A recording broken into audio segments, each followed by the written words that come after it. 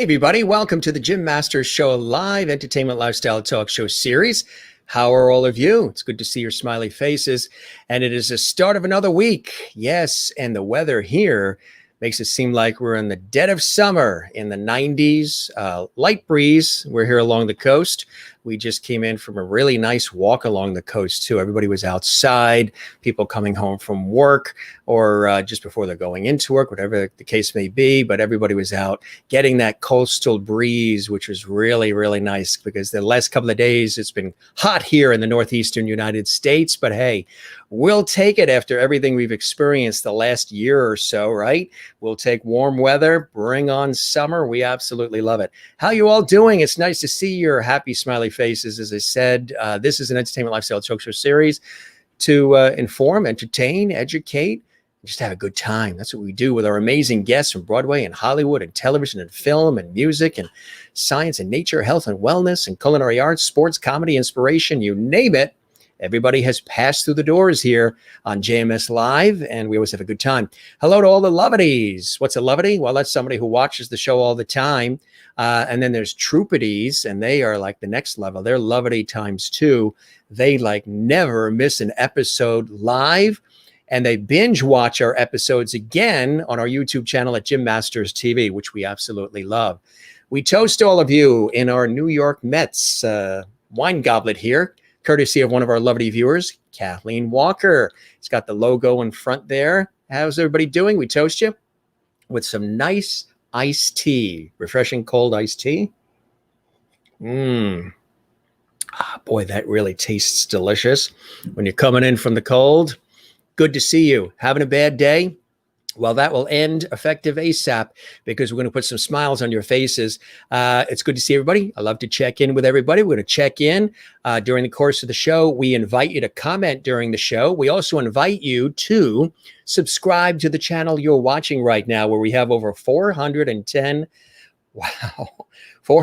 episodes of our entertainment lifestyle talk show series. You can see there on the bottom of the screen. The channel you're watching is Jim Masters TV. The show is the Jim Masters Show Live. The YouTube channel is Jim Masters TV. We would really love it, and it does help the show big time. It allows us to deliver all this great daily, 7-day-a-week content for you. Subscribe to our YouTube channel. Click the notification bell so you don't miss any of the amazing content we work so hard to present to you guys every single day, 7 days a week. And sometimes we do 2 shows a day. So the YouTube channel, thumbs up if you love this video too. Click thumbs up on it. We would love that on the YouTube channel. And drop a comment too on the YouTube channel underneath this episode, this video, this episode of the Jim Masters Show Live. Thanks for doing that. Those of you who've already subscribed to our channel, thumbs up to you. We appreciate that. That really, truly does help our channel. YouTube monitors all that, and it's big time stuff. So there it is, Jim Masters TV on YouTube. We would love it, love it, love it, and we appreciate that. Also, share the lovity too. Tell all your friends about our series. We work hard every day. We also have a Facebook group for this show called JMS Live Lovity Hall. You can check that out. We welcome all of you to JMS Live, the Jim Masters Show Live. Again, there's the YouTube channel, Jim Masters TV. Spread the word to everybody you know about our show. We're here to entertain and have a lot of fun, and there's always a lot of surprises on our show. Hello to all the lovities watching all around the world, the lovities, the troupities, everybody. We've got one of the best audiences you can imagine that watches and supports and cares about this program. I get all kinds of letters. I get all kinds of emails and texts and messages about how you really are moved by what we do here. You're inspired. You have a good time, and you actually rush home to make sure you're here when we're live. And I appreciate that. And if you're watching this later on in the archives when we're not live, hey, it's good to see you too. You're just as valuable. You don't have to comment during the live show, but if you are, we thank you for that as well. Tesla Bella's here, our dear friend Tesla Bella, reporting live from Florida, South Florida. Hello and glorious hug to you, Mr. Lovety, and all the Loveties. Welcome, Sharon, to Lovety Hall. You're a Lovety now. Sharon is so excited about being a Lovety on this show. We were just talking about it. She was kind enough to make that nice promo video for us, too. Good to see you, Tess, and hope to see you soon, too. And thank you very much, Tess. Subscribe to Jim Masters TV on YouTube. Thank you, thank you, thank you. From Tess's mouth to your ears and fingertips. Thank you, Tess.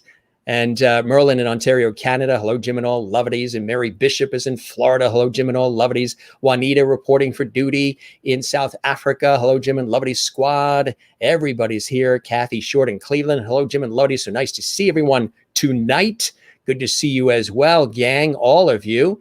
And everybody's saying hello to everybody. And Wozniak. Hello, Jim and Lovety family. She's in Jacksonville, Florida. And Judy Blue is here. I love that name, Judy Blue. So delighted to hear this from our wonderful Sharon Garrison. Welcome to the Jim Masters Show Live Entertainment Lifestyle Talk Show series. Give us a thumbs up. Love our channel. Subscribe, Judy. We would love it. Judy, we will be blue if you don't. You always got to go for the line, right? I always got to go for the line. Tess knows that I always go for the line. You feed it, and I go for it. So much love to you, Jim. Thank you, Tess. Sherry Larson is here reporting for duty. Hello, everyone. Good to see you, Sherry. Kathleen Walker in New York City, who gave me the New York Mets wine gobbler for my birthday back in September. Wow, I can't believe we're talking September. September is almost here already. Isn't it amazing how your birthday just keeps coming every year? Every year it just keeps coming. Mary Bishop says, cheers. Jane is watching in Sweden. Nice to see you, Jane. Love it. She says, hi, all Loveties and Jim. I appreciate that as well. And everybody says hello to everybody and thumbs up. Really cool and cheers. Cool stuff. And again, those that are commenting right now, we welcome you. Those who are going to be commenting during the course of the show, or those who are just watching the show and having a good time with us, we thank you. We're going to be taking you to Dallas, Texas, because we've got, last time I was in Dallas. Dallas is a cool city. I've been in Dallas, Houston, Austin, Conroe, Spring, Texas, Fort Worth. I haven't been to San Antonio or Lubbock yet. But the other opportunities were for television shoots and projects. She is in Dallas, and we're talking about the wonderful Sharon Garrison. She's an amazing veteran television, stage. Love all these different looks too, right? But look at this shot. Wow. She's fantastic there, huh? Beautiful today, beautiful then, inside and out. She's an amazing talent, and we're very excited to have her here live and direct from Sharon's house there in Dallas. Basically, that's where she is, in her studio. She's a longtime member of SAG-AFTRA, board member of DFW Local. She's an actor, acting coach, director, producer based in Dallas. Her career began at an early age of 5 on early television. She performed regularly on the popular children's television show called The Bobby Peters Show. Later, as a teenager, she had a hit single, Nobody Likes It But Us. That was picked up by the Dot label. After hundreds of live theater performances spanning 30 plus years, Sharon began to focus on film and television industry. In 2007, thanks to the option of self-taping auditions, she has enjoyed many opportunities to travel and seek work in a variety of markets across the country while remaining in her Dallas home base. A dream come true. Considered an early pioneer in the field of actors self-taping their auditions, she was invited to present a SAG Foundation workshop in Los Angeles, showing union actors how to prepare and execute quality self-taped auditions. That presentation is still available on the SAG Foundation YouTube channel. Her film and TV resume includes a lot. Recurring roles on the NBC series Game of Silence, Del Shore's Sordid Lives, the series. 4 years as Judge Amelia Sanders on the popular Lifetime TV series Drop Dead Diva. Say that 5 times fast. Drop Dead Diva. She also appeared in a number of New Orleans and Atlanta-based TV series. See, I was going to say New Orleans, but one of my cousins comes from there. So he says, Jim, I know you want to say New Orleans because you're from the Northeast, but it's New Orleans. So now we say New Orleans. And Atlanta-based TV series Claws, Preacher, Common Law, Season 3 of American Horror Story. Recent films include Bomb City, A Very Sordid Wedding, Midnight Special, Pitch Perfect 2, plus several Lifetime and FX films, including one very special shark movie in which she played a funny grandma who gets eaten by an Ozark shark, that is. A short shark in the Ozark. Sharon and her husband, Bill Mervis, do their producing studio work through a small production company, Velvet Ribbon Entertainment. That is just the short list. We'll tell you about all the rest as we welcome her live and direct from Dallas, Texas. Hey, good to see you, Sharon. How are you? I'm good. Who wrote that? My goodness. Your mother, and she faxed it to me this morning. Yeah, from heaven. Yes, that just floated right down and landed on rose bushes. Just like her. How appropriate, right? So how are you? My cheeks are going to be hurting after laughing so much. Hello, everybody. I've been on the shows, been paying attention the past few days. I just learned about this not long ago, and I'm so glad I'm hooked now. John Davidson was amazing, and so many of you lovities that are on the chat. I really feel like I know some of you. Sweden, oh my gosh. Sweden, South Africa, France, Australia, Ireland, England, Canada, Mexico, let's see, New Zealand, Brazil, Alaska. It's amazing. And I look at some of the analytics. We have viewers, believe it or not, Scotland, Italy, Greece, Russia, Japan. It's everywhere. Everywhere you think. The Virgin Islands, they come from everywhere. I have absolutely amazing. A friend of mine sent me a message. She's in Australia, and she said, it's the middle of the night then. I'll watch it after. So it's a middle of the night for them. That's right. Exactly. Sometimes we've had guests on from Australia. So what we'll do, as you and I were chatting about before we went live, is I'll do an earlier show, like on a Saturday or Sunday afternoon. It's hard to do an earlier show. I could do a show probably instead of 7 at night. I could probably do 4, 5, 6, 7.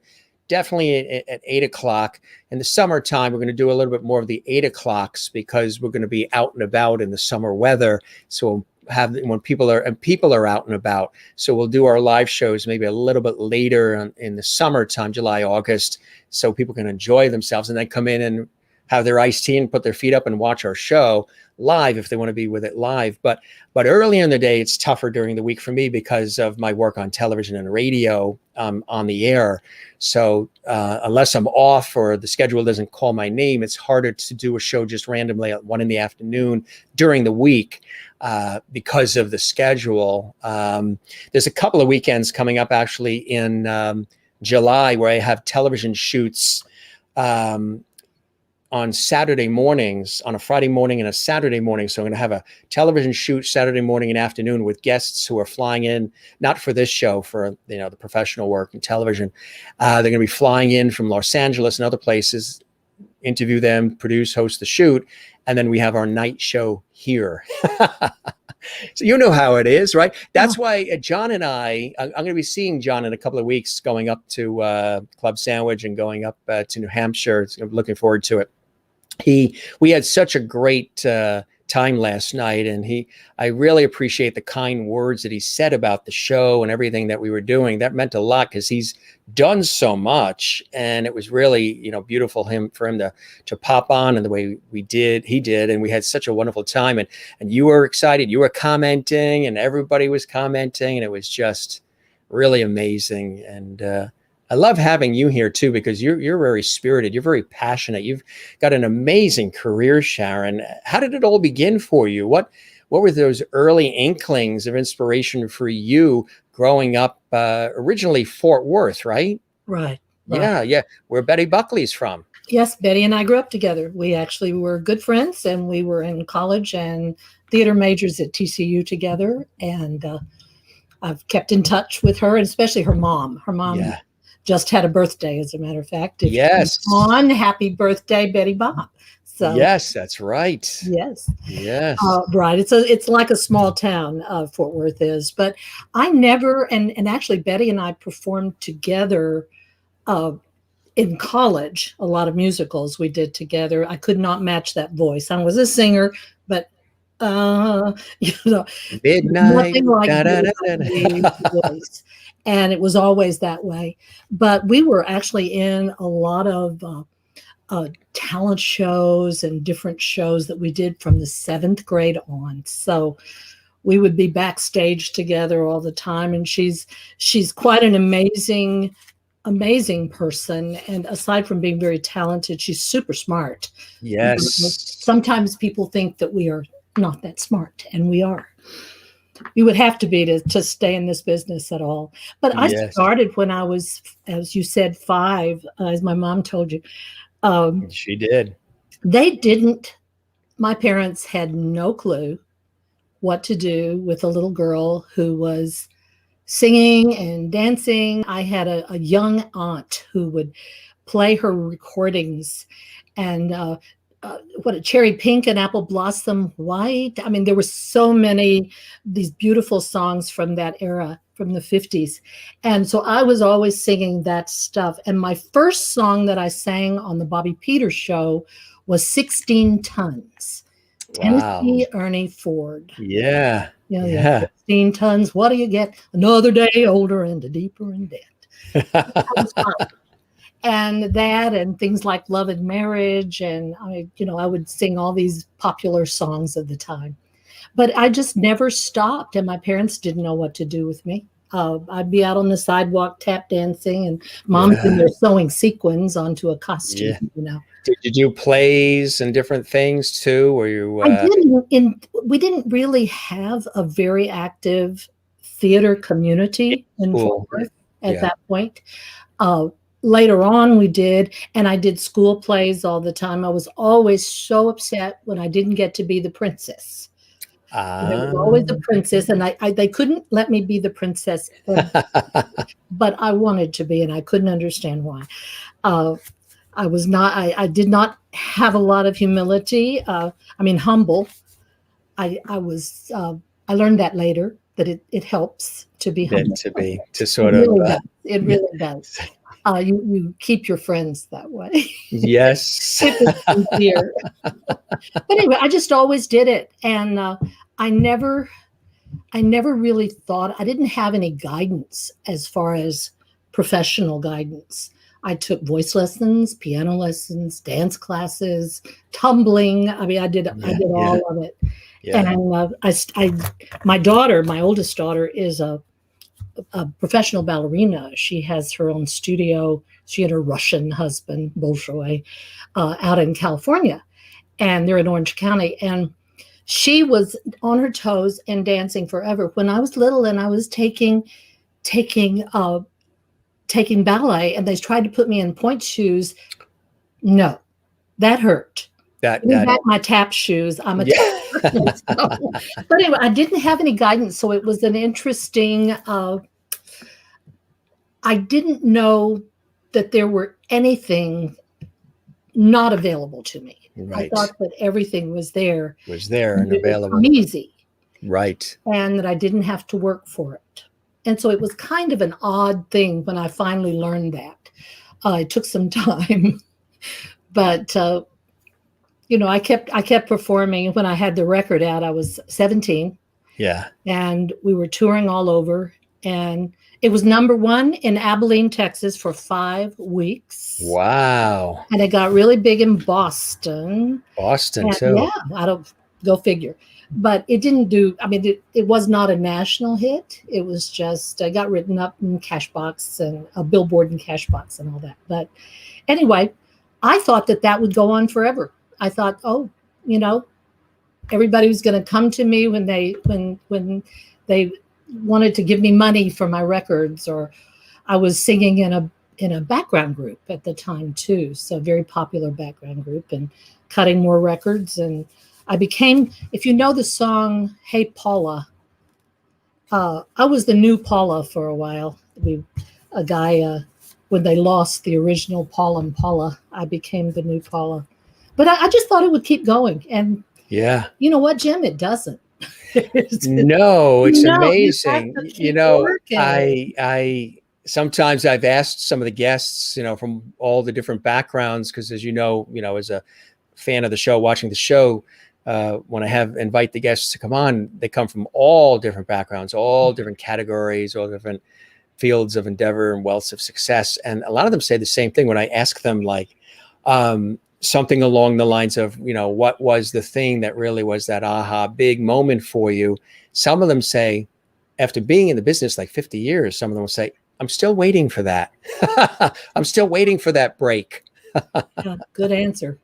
It's so true. I mean, it is so true, because especially after something like the pandemic, dealing with, you're still building, and I'm still working it. I mean, I'm an older actress, which is kind of fun, actually. I'm kind of enjoying that. You're a seasoned veteran. Things, yeah. But going and going and going, and then all of a sudden, you either fall off the cliff or you start, you start flying your balloon or something. It was really odd, because you wonder how you're going to get it back. Yeah. If you can get that energy back, if you to rev it up again, start those engines and rev it up. I don't think people I mean, I know how hard you work. I did a tiny little interview show years ago for the City Video in Fort Worth. And I interviewed all the theater people, all the theater producers and directors when they were opening a show. And the background that you have to do, I mean, the background work that you have to do is phenomenal.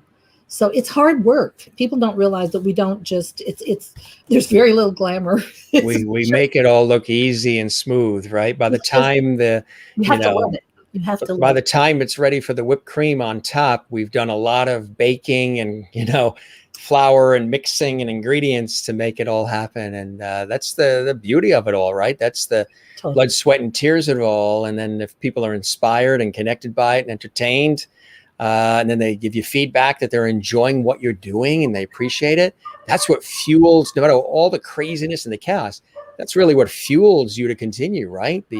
Touching people's lives through your craft. Yes.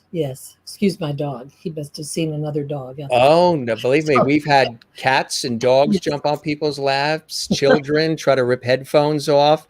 We've had, so if the dog ends up coming in, they love it here. This is a pet food crowd. Yeah, I noticed you saw John's dog in his club. In club, right? Yeah. So, what would you consider early on for you then there in Texas? Some of the earlier opportunities. Obviously, everything is a stepping stone. Everything is a ladder. You're going up, and this puzzle piece generally will lead to the next puzzle piece in the jigsaw puzzle of life, and then the next. What were some of those things for you that early on were triggers that got Sharon noticed, got people saying, wow, she's talented, she's good, there's something here, she's got it, she's got the it factor, let's work with her? And there were a lot of people who thought that. I was really quite modest and very shy, actually. And when matter of fact, in high school, I took the speech and drama class, because I was so shy. Yeah. I'd been singing and dancing on television and in talent shows and everything for years, but to get me up and talk in front of people was terrifying to me, and my knees would shake, all the things you hear about, and some of us still do if we're in an uncomfortable situation. But I was very uncomfortable, and I took that class and had this fabulous teacher who my mother had her when she was at the same high school, Pasco High School in Fort Worth. And she she was really a mess. Dolores, I know that was college, but she was. She would throw things at us while we were on stage and empty her purse. There she would be. But it was. I won a scholarship when I was a senior, and that said, okay, I guess I'll go to college and major in drama. Major in theater.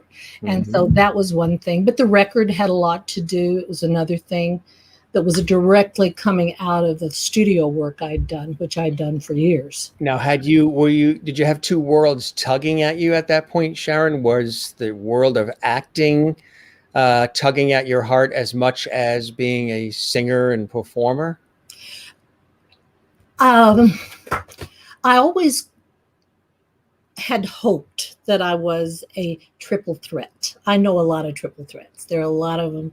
Oh, right here in Dallas, we have an incredible talent pool. But I was a good singer. I was not a great singer. And it was fun to listen to. And I was better at recording than live. I was a really good dancer, but not a great dancer. But I learned later on that I'm a very fine actress. And it's something that I learned, and it comes fairly easy for me. It doesn't anymore, but it did at the time. Just the depth of study. I loved diving into those characters. So in college, when I ended up at TCU as a theater major, which I stayed at TCU because I had the record out, so I couldn't leave town because I was still touring. I was going to go to the University of Arkansas. Fayetteville, Arkansas. It's beautiful, but decided to stay at TCU. And I loved delving into these characters. I did so many of the character roles, even though I looked like an ingenue, but I was really good at makeup. So I could do all sorts of old ladies and do them very convincingly, and had a lot of different vocal range.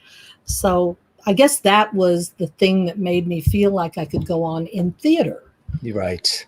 But I didn't do film and television until 10 years later or so. And had you always wanted to? Did film and television, were they on the radar for you at that point? It's so different. It really is, isn't it? Yeah. It's in live theater, once you get the show open and you're there and you have total control over your character and that environment you create on stage, you are the person in control. In film, not so much. It's all about the director. It's all about who's moving those pieces around and how they manage to get that out of us. Their eye, their vision, yeah. Yeah, so I enjoy it in a different way. I never thought that I would be like a movie star or anything. I never had any ambition. And I was a homegirl. I loved being in my hometown. Yeah. So one of the great things the past 10 years has been that I got a little modicum of success, however you define success in this industry, and still got to base in Dallas. So, and to be able to keep that right. Yeah. Now Texas is, a hot place where a lot of people are moving. It's becoming, yes. Tax purposes and other reasons. Oh yeah. No income tax here, but there are other things that we do pay. That you do, right? They don't count that. When did L.A., Los Angeles, and/or New York come calling? Well, it was interesting because I'm a teacher. Yeah. I have always been a teacher. It was one of the things I didn't get a degree in education, but I taught a lot of theater programs while I was in college. But as I left there, I went to Casa Manana, which I think you're familiar with Casa Manana. Yeah. By the way, Ruta Lee, we go back. Ruta Lee's tomorrow night live. I love her. She's going to be, and from Mexico. Yeah. But anyway, Fingers crossed for the Wi-Fi. Oh, that's right. She's going to be in Mexico, right? We're going to be doing a test run in advance to make sure. Yeah, she has so much energy. She's and amazing. One of the amazing the new things book out too about Ruta. We never actually worked on stage together. I was working as a casting director and working assistant to the director at Casa Manana in several of the seasons that she was there. And Ruta, I met her a couple of times, then I didn't see her for months. And then I ran into her at a laundromat in the apartment complex. Not what you'd expect, right? I know. And here she comes, and here she is. Hi, Sharon. It's been so long, and how are you doing? And I'm going, how does she remember my name? She probably won't remember me now, Jim. So, but I adored her. I adore her. She is greatly revered here in this community. She came to Casa every year. You remember the detergent she used or the fabric softener? I don't. My jaw dropped to the floor when she remembered my name. So but anyway, I got to TCU, and I wanted to teach, but I really didn't want to teach public school, which I ended up doing not too long ago. Right. But I taught at Casa Manana. And I had several wonderful students. One of my students, as a matter of fact, I'm going to see a live play. I'm going to see The Music Man later this week. Ooh. Outdoors. Nice. Directed by one of my former students, Joel Farrell, who is now just the hottest director in town. And he's really becoming, talented. Joel's awesome. And so anyway, it's coming up Thursday night. It's an outdoor scaled down production. I'm real excited about getting to do that. Nice. But I taught Joel, and then I taught a young girl, well, she was 10, named Lisa Welchel, who was on the Facts of Life. Yeah. Yes. Blair in Facts of Life. Sure. And she was 10 years old, and I cast her in her first production. She played Heidi for me. And I was directing, and it was one of those things. You're sitting there in the audience, and all these kids, 100 kids, 10 million, say, happy birthday, or they sing Twinkle Twinkle, or they sing something, and I'm just The sun will come out tomorrow, and yes, I think this was before that. That was right during that. Ooh. But she walked on, and the room just exploded. She had so much talent. So it was very exciting. I got to work with her, and then I went to LA with her. She worked. We had the same agent, and she became one of the new Musketeers. That's right. And so she was out there, and then when that was over, her mom could not go because her mom had ties things she had to take care of here, family duties, and so I went as her chaperone to LA. So I got out there, I got to hang around with Brooke Shields and several other people and pursue my acting career while I was there. So she was 15 years old. She had this wonderful Trans Am that she couldn't drive because she wasn't old enough to drive yet. And so I would drive her around. But we had a good time. We had a really good time. And that's kind of how I got to LA. And I did not like LA all that much. And I still don't. I was there last year working, and to me, it's so hard to stay focused in LA. So a lot of distractions But I ended up going on. What did I do? Where did I go?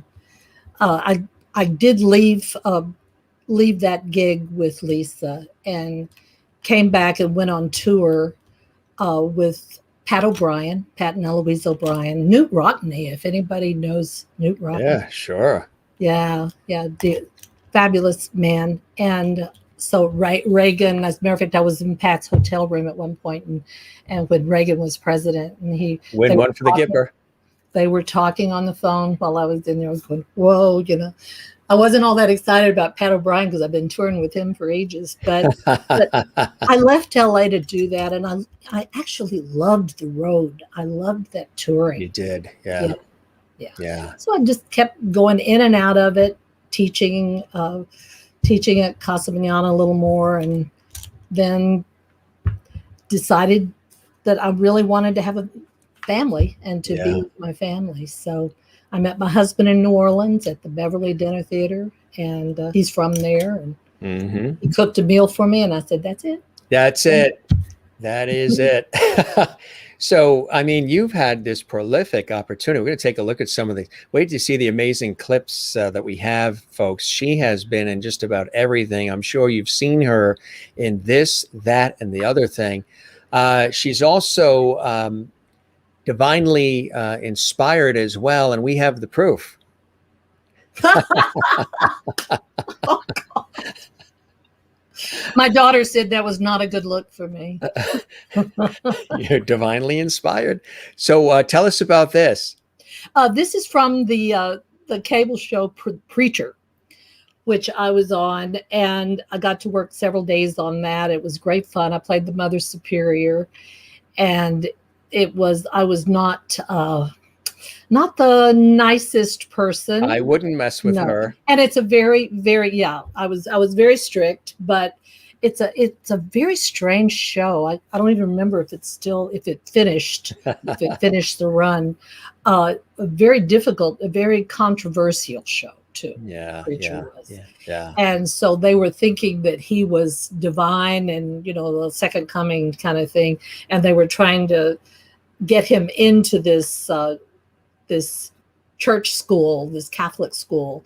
And so we had a big blowout fight during it, and people came in and there was a shootout, and he nailed somebody with a cross off the wall. So anyway, it was a very odd show, but gosh, it was fun. It was fun to shoot that. It had such a great cast. And a challenge too, to take on that role and something different, right? And that's what you want. You don't want to be necessarily typecast in the same thing all the time. You want to have the opportunity to take on a lot of different roles. It was summertime in New Orleans, and that was a real habit. It was hot. It was very, very hot. That is funny. I've got a couple of really cool clips here that we want to show folks, and you will recognize Sharon in a lot of these different roles. Ozark Sharks. Let's talk about that. Well, I did several films down in, this one was actually shot in the middle of Louisiana. It was supposed to be in the Ozarks. Yeah. I'm sure your very savvy lovities all know that just because something is supposed to take place in a certain location, like Drop Dead Diva took place in Los Angeles, the story, but was shot in Atlanta. So they did the exteriors there. So this was Ozark Sharks. Supposedly they had a whole slew of shark infestation attack the rivers of the Ozarks. So it would be not very believable, but we tried. It's a fun cast, great cast. And I'll never forget. I mean, I was so excited to be there and to get to work with these incredible people. And Misty Talley was the director, and she came up to me at one point and she said, it's so nice because you're so pleasant. You look so happy. Yeah, right. And I said, oh my gosh, I'm in heaven. I love being on a set. That is one of my favorite things to be doing. So I'm happy. So bring on the Sharks. And bring them on. We got a comment here from P.E. Ware. Ozark Sharks was a lot of fun. I wanted more of Sharon. She was my favorite character. And P.E. Ware also says, what a fun interview. Thanks, Sharon. P.S. I'm Paulie Ellen Kilgore. Oh, hi, Ellen. Watching live. Oh, by the way, Jane in Sweden, where it's already almost 1:30 in the morning, if not almost 2 a.m., says, Sharon, you're a lovely person. And they've all said you're already a lovety. So you and I were chatting before we went live on the air. You can get all these accolades, Oscars, Emmys, Tonys, Tellys, Grammys, all of these, Peabodys. But when you get a lovety on the Jim Masters Show Live, how does that make you feel, Sharon Garrison? Yes. And let's toast with that. Little champagne. Yes, there we go. Cheers. Yeah. You can take another swig if you want. My husband told me to be careful. Is he on the other side of the camera so he can refill it if it runs low? I'll go on the other end of the house. Hi, darling. She said P.E. Ware, and cool stuff, and cheers. And a quick story on her saying that she loved Grandma. Grandma was fun in that. But it was so funny. I got the whole script, and when I read it, spoiler, I die on page 23, I think it is. But I asked Misty, the director, who we've gotten real chummy, and I said, hey, I have a serious issue. We have a graphic for that when somebody does a spoiler or when they're debuting something for the first time. A world premiere exclusive on the Jim Masters Show Live. You heard it here first. But in the script, my grandchildren are there, my 2 grandchildren, and my son and my daughter-in-law.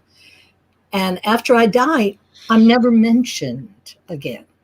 So I told Missy, I said, there's something very, I mean, they're all fighting sharks, so they're all really upset. I said, there's something very upsetting, though, to me that no one cares enough about Grandma. And she said, I'm going to fix it. I'm going to fix it.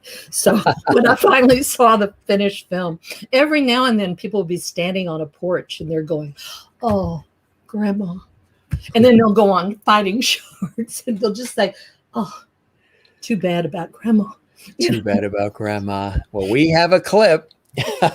Proof is in the pudding, as they say, here on the Jim Masters Show Live. If you're just joining us, welcome, everybody. I'm your host, Jim Masters. We are live worldwide on the Jim Masters Show Live Entertainment Lifestyle Talk Show series. The incredible Sharon Garrison, live from Dallas, Texas, USA, is here, gracing our presence. And now, time for a clip from Ozark Sharks. And we're just getting started, folks. Get ready. Hang on to your hats. Don't go in the water. Who's ready for Lake Rover? Woo! Oh. And we're back. Parts of that are embarrassing. What, when the hat flipped in the water? Oh, yeah. There was no wind that day. It was really difficult. It looked like the hat was going to fall. Used a little piece of monofilament, a little fishing wire. So how did that work? Did you actually had to dive headfirst into the water and go under? No. It's all magic. It's all yeah. Shark and mirrors. Yes. It was quite interesting. Did you enjoy that role? Oh, I loved it. Yeah, I loved it. We shot it in November, so it was really quite cold. Yeah, they're saying, "Oh my God, wow! It's not what they thought the ending would be, or at least." Jen Berry says, but you could see why I was so upset that go fish. Don't you love go fish? I could see why. You can see why I was so upset that nobody cared that Grandma was gone, and I do think Grandma should have lived a while. I should have been the one to kill the shark, but they let the kids do that. So. That is funny. Stephanie Wolf says, Sharon, you're amazing. I learn something new about you all the time. Such a joy to watch. Incredible talent. What a fun part to play. Welcome, Stephanie. Nice to have you on the show. Hope you subscribe to our YouTube channel, Jim Masters TV. Right? Everybody should Vandalism. I need them back. And I need a week in the islands with my pool boy. But you know how it works, Ms. Bingham. You'll get them back after sentencing. That's great stuff, Sharon. Great stuff. Thank you. Tell us about some of those great roles there. Yeah, 4 years as Judge Amelia was so much fun. It was great. They started kind of writing the character for me, so I got to attend cocktail parties with all the attorneys and different holiday parties and things. So it was great. It was great. And that was Drop Dead Diva on Lifetime. Yeah. Right. Great role. They had 6 years going, and then they got 4 years. It was a real education. That was my first series that I ever did. And I was really very green, and coming out of mainly theater. I'd done hundreds of theater productions and tours, and it's very different, and you really have to consider the medium and understand how to project yourself. So it's a little terrifying, but I garnered all my acting stuff, and I said, I won't let them know that I'm the least bit uncomfortable. And they didn't. They never did. They kept bringing me back. So that was a good gig. That the nice clip there, several clips compiled, really shows your range and your scope, which is extraordinary. We've got a couple more here. We'll show this, and then we'll come back and we'll chat about it. Some really cool stuff we have here. Here's some more of Sharon Garrison doing what she does best. Docket 4723G, robbery in the first degree. My client stole the wedding rings from me. I need them back. And I need a week in the islands with my pool boy. But you know how it works, Ms. Bingham. You'll get them back after sentencing. We spent months cataloging assets. Then what's another few days? I'm ordering that the arbitration be reopened. Thank you. Sustained. Coercing a woman to travel first class for a goodwill tour is hardly human trafficking. Poor Darby. I'll miss her. She was quiet. Paid her rent on time. Okay. Thank you very much. The city of Los Angeles appreciates your cooperation. You have a good one. Watch yourself. He was a private man. A good man. And he did love you. Gideon, what on earth are you doing here so late? Just praying, Miss Grace. Don't you think it'd be a lot easier if you said your prayers at home, in your bedroom? Look around, Miss Grace. It looks... You see a ring on that finger? No. So you have a right to know what I feel like sharing. It hurt, Leo! Not a day goes by that I don't think about us. Leo, you never would commit. He has. You know what I meant. Our lives are flying by. If I did nothing, we'd go on for another 40 years. Are you going to marry him? Yes. I know my past decisions. Oh, you've never made a decision in your life. You just did what made you feel good, and you left all the decisions to everyone else. Get a dog, Leo.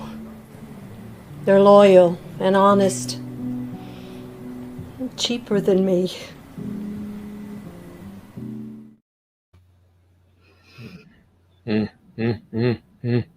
That the last one there was the first short film that I produced and worked on with my dear friend Dennis Burkley. I don't know if people remember Dennis. Look him up. You would if you looked him up. He has an IMDb resume that is so long. But Dennis and I were just best buds in college. And so he'd done all this stuff in LA, and we'd visit and got together with our spouses for years. And I asked him because he hadn't been directing, I asked him if he'd like to come to Dallas and direct a one act, and he jumped on it. And we had so much fun. We won some awards at the Studio City Film Festival, and he was just a dear soul. And we had a lot of issues with that little shoot. You shoot those in one weekend. It was like 20 minutes long, the whole thing. Burton Gilliam, if you know Burton was in it. Oh, yeah, sure. A really fun group of people that we got together to work on it. And it's very, even with all its issues, I love it so much just because. So I went from an aging hooker and a mother superior. Full circle. Yeah, I'm a judge. I mean, go figure. And a religious instructor, the woman sitting talking to the little girls. So, yeah, you get to play a lot of roles, and it's a lot of fun. Jim, you've done some acting. You've done quite a bit. Yeah, I was going to say, with the experience that you have, you're probably very good at Trivial Pursuit and charades. Charades. Yeah. Charades. Trivial Pursuit. I don't know. And Twister, the last 14 months, we couldn't be together, so we couldn't play Twister, but now we can. I know. I was on Law & Order because they filmed that in New York. Yeah. So that, and also the FX series it was short-lived, but it was a great idea. It was called Lights Out. And it was about this aging, retired boxer. And for some reason, he had to be called out of retirement because money was needed for his daughter. It was either like a medical condition, she needed something for an operation for some surgery, as well, I believe, as her education too, to further her education. So it was a big dilemma as to whether or not he should really come out of retirement, because he had been retired for years, to go back into the ring to make the money, and to do that up against all the younger guys who were fit and ready to go. And I was cast through Central Casting as one of the professors, one of the educators, and we filmed it at one of the colleges in New York in Westchester County, and it was terrific. And then some also independent productions and short films as well, in addition to my work on television and radio and things of that nature. And it's really, really great. You really get a rapport. A lot of commercials too. I've been in a lot of commercials, hosting infomercials, corporate video work, voiceover work galore. You can really, as you know, you can really do a lot of different things, right? And I've always had my hat in a lot of different rings, Yeah. Well, I recognized you from some commercial work. Commercial work, and probably on PBS and other places. I do a lifestyle travel TV series on CBS. I do the TV news show out of New York with Doug Llewellyn, who hosts the People's Court. I was mentioning to you, he's my co-anchor, co-host. But yeah, it's that's why it was fun also talking like it is with you, with John last night, because John Davidson, as we know, wore so many different hats. So to compare notes in that way, I remember him saying that people didn't know where to really place him, because he did so many different things: actor and singer and TV host and game show host and all these different things. And sometimes, have you ever felt that way? They don't know where to necessarily place you, only because you can do this, you can do this. That was coming up the ranks when I had started out in New York, working at the very first radio station, the very first television station, and coming up the ranks after college. We were always trained to be very utility. Know at least a little about everything that's going on and everybody's job, and because you never know when you may be thrown in there to have to cover, help, do it. The other person may be gone, sick, whatever, and to sort of be a jack of all trades and learn a little bit about everything. And then, but now everything's become very niche. You just do this, or you're just an expert in that, and you're just an expert in that. And I was always trained to do as much as you can. And like John said, he and I don't know if you have done this too, he used to say yes to everything almost. Just bowled over that somebody was giving him an opportunity. They're going to pay me to do this, to have this fun. You're actually, you want that person, right? Exactly. How about you? Have you said yes to a lot of things? I was the classic yes. Yes, I said yes to probably far too many things that I wasn't quite right for. One of the things, interestingly enough, talking about the work that you end up doing, it's you have to audition.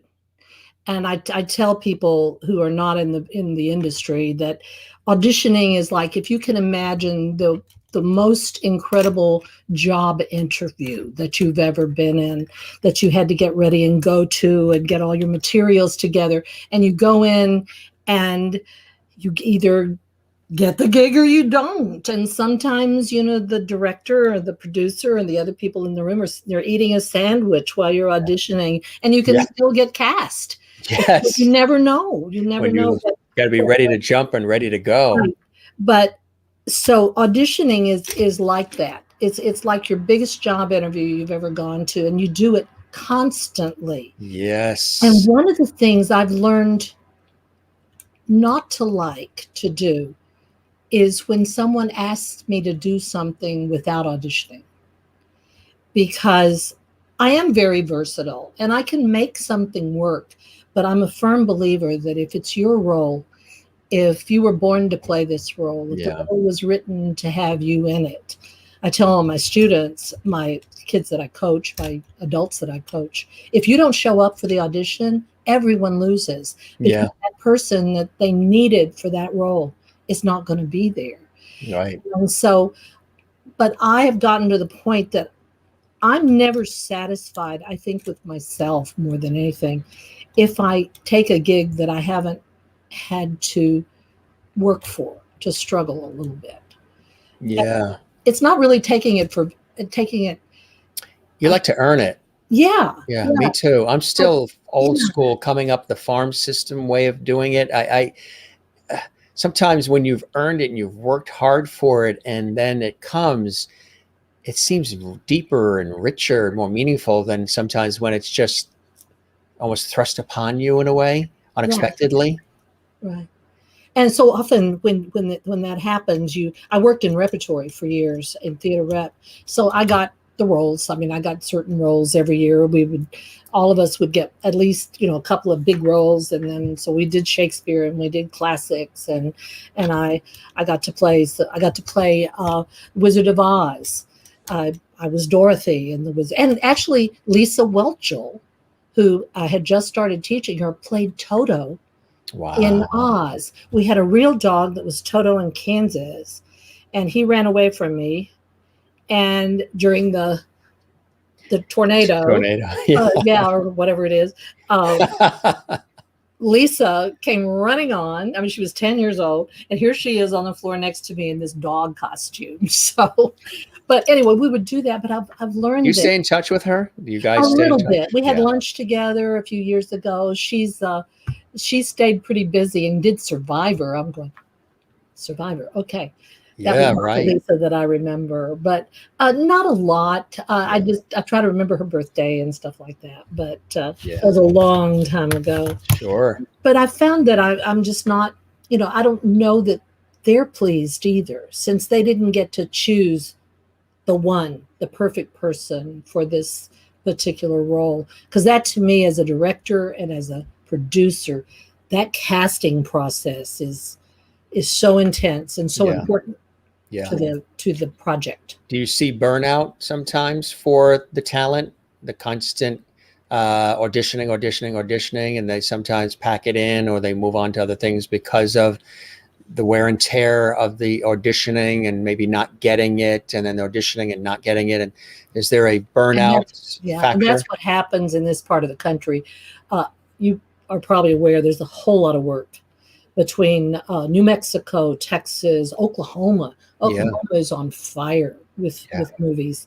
Austin, Texas, New Orleans. What do you think it is? Is it the setting, the geography, the landscape, the culture?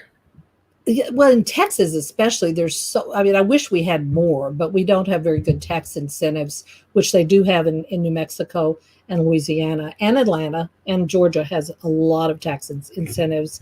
But it's just a beautiful place to shoot. You've got everything from the Big Bend area. I mean, you've got what looks like out in the middle of Arizona or something, you've got that. You've got the hill country. Yeah. You've got East Texas with the trees. New Mexico could look like the moon sometimes, or another planet. And of course, New Orleans, if you're going to shoot New Orleans, you can't shoot that anywhere else except New Orleans. I mean, nothing looks like New Orleans.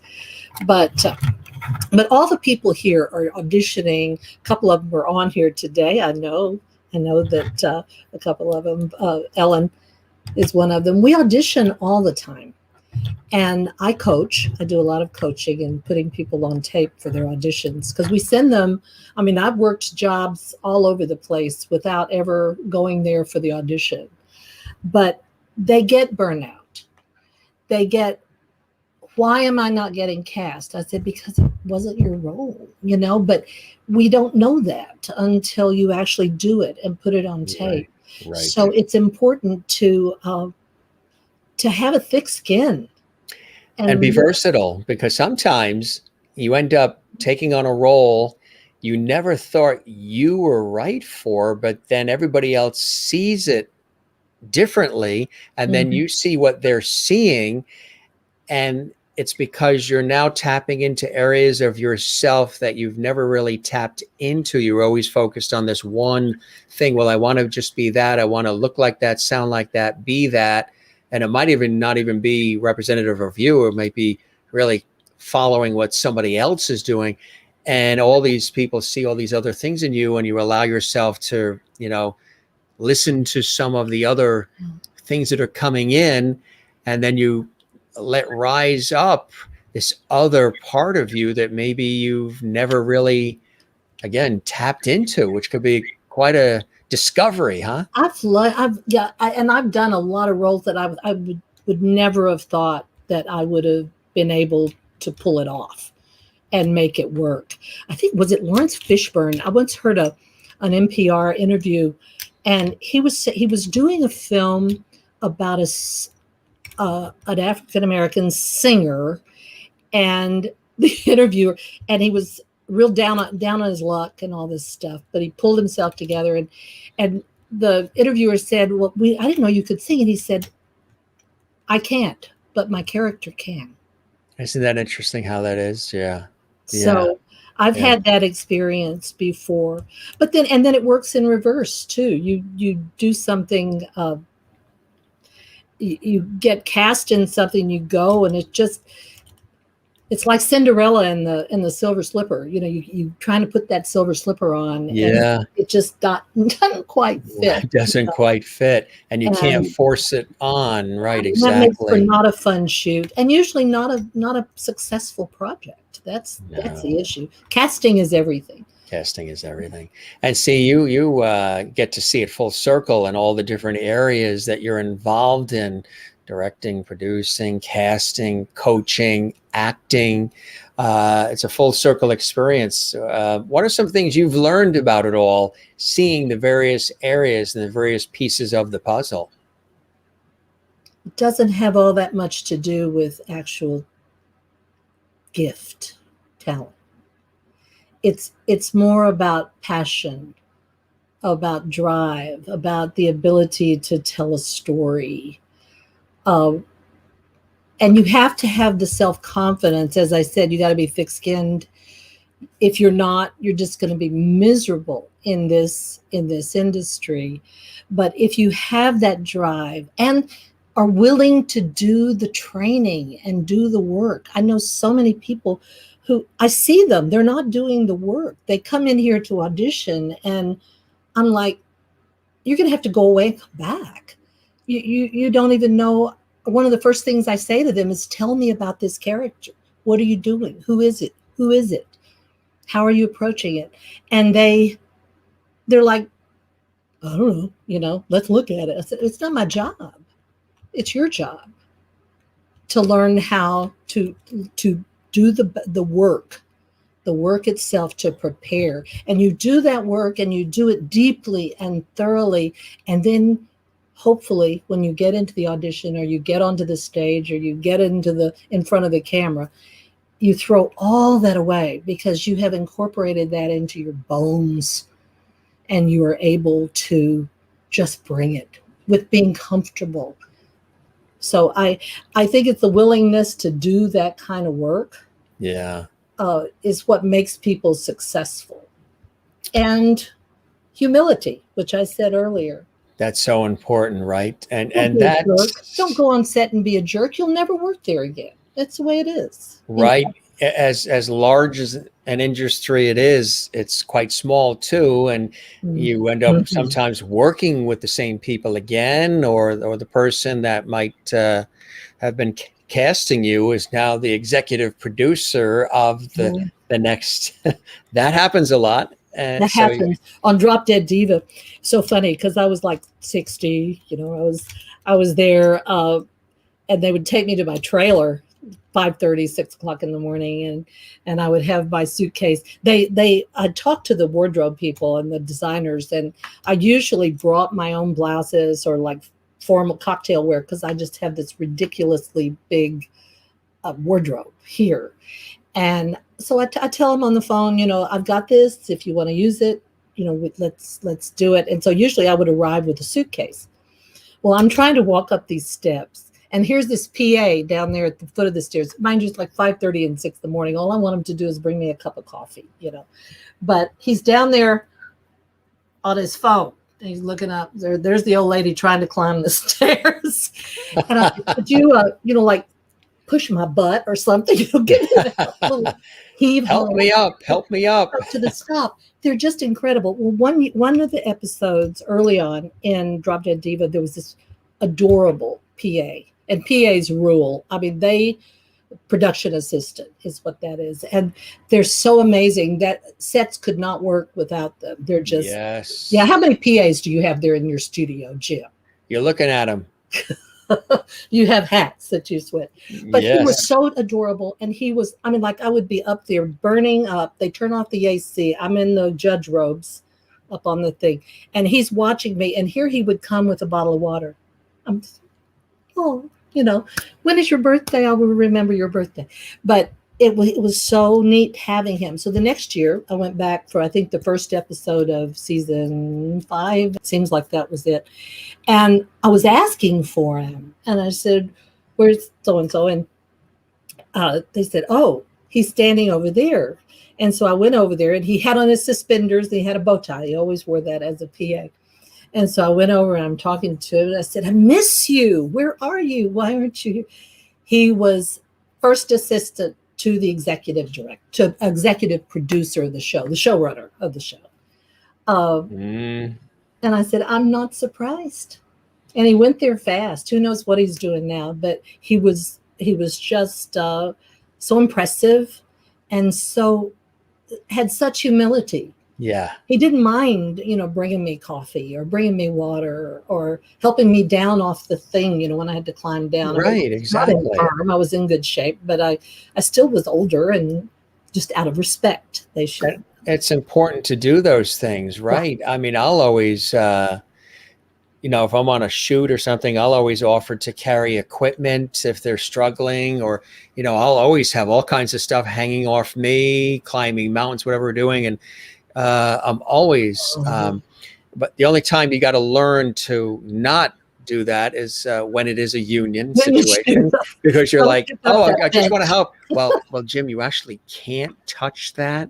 We'll bring the water, we'll bring the cup or whatever. You can't, I know I'm sweating and I'm dying and I'm like crying and screaming, the other person I'm trying to help, but you can't help. So sometimes when we're in studios, we'll start to take our microphones off as we're chatting, and they're like, oh, Jim, we got that. And then the union audio person comes out and they take the mic off. But there's a couple places where I've been with them for years, and we try to assist, and they're like, all right, it's okay. A real small shoot. Yeah, right. P.E. Ware says, I love being a PA where actors all wear a lot of hats. It is. That's right. Fabulous. Yes. Yeah. And also, we do a lot of auditioning faux show. Yep. And Tess they says, can't wait to have a people, coaching session with you as well. And cool stuff. Hey, we've got another clip here. I think we've got another clip or two, which is really, really cool. Glutton for punishment. These were sent from heaven, remember? Oh, that's right. Thank you, Mama. Here's another one. Let's take a look at what we have here. And everybody enjoy. Docket 4723G, robbery in the first degree. My client stole the wedding rings from me. I need them back. And I need a week in the islands with my pool boy. But you know how it works, Ms. Bingham. You'll get them back after sentencing. We spent months cataloging assets. Then what's another few days? I'm ordering that the arbitration be reopened. Thank you. Sustained. Coercing a woman to travel first class for a goodwill tour is hardly human trafficking. Poor Darby. I'll miss her. She was quiet. Paid her rent on time. Okay. Thank you very much. The city of Los Angeles appreciates your cooperation. You have a good one. Watch yourself. He was a private man. A good man. And he did love you. Gideon, what on earth are you doing here so late? Just praying, Miss Grace. Don't you think it'd be a lot easier if you said your prayers at home, in your bedroom? Look around, Miss Grace. It looks... You see a ring on that finger? No. So you have a right to know what I feel like sharing. Ow! It hurt, Leo! Not a day goes by that I don't think about us. Leo, you never would commit. He has. You know what I meant. Our lives are flying by. If I did nothing, we'd go on for another 40 years. Are you going to marry him? Yes.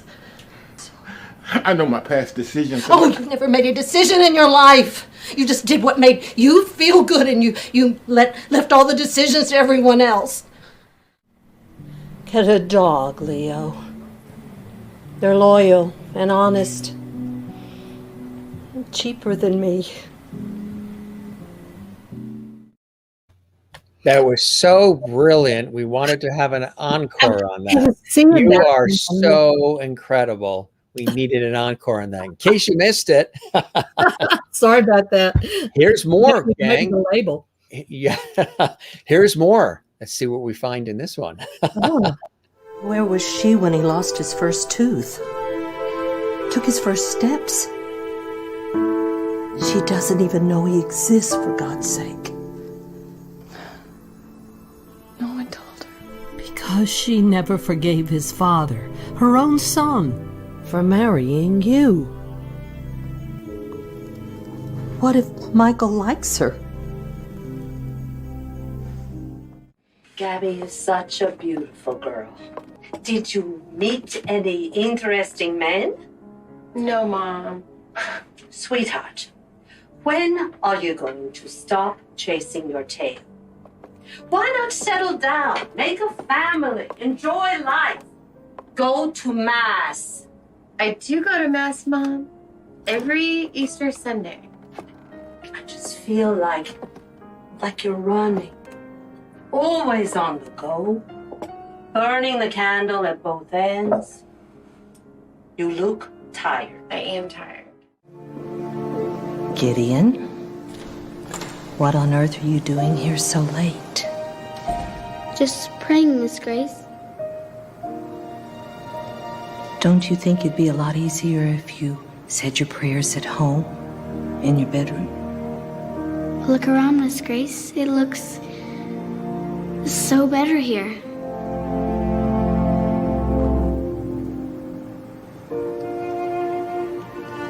You have a point, Gideon. You never ask, Leo. Never. Oh, come on now. You know how I always felt. I read lonely hearts, not minds. Are you going to marry him? Yes. No, this is not the way it's supposed to be. Not this way. I'm sorry. I know my past decisions. Oh, you never made a decision in your life. You just did what made you feel good, and you left all the decisions to everyone else. Get a dog, Leo. They're loyal and honest. And cheaper than me. A Labrador. They can also save you when you're drowning.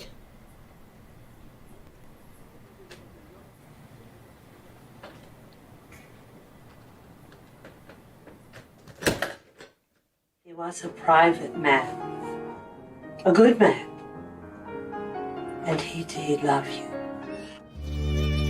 Some of them were out-and-out fakes. Your new diet will be a great success. Is this on a loop? Are you auditioning for one of those roles? I've got to tell a funny story about the Italian mama and the aging hooker. Yeah. They went into a bar. No, kidding. There was a wonderful, sweet woman who used to do my facials, and she was probably 87 when I was going to her. And so I took her the DVDs of those films, and she watched them, and she came back and she said, I got to tell you, you make a better hooker than an Italian. So, I loved it. How many friends can be that honest with you? That's what friends are for, right? Yeah. A lot of great faces. Yeah, oh my God. When you start putting reels together, you're doing a reel. You put it together in little pieces. Yeah. So who knows? Do you find that easy to do? I've always found it difficult only because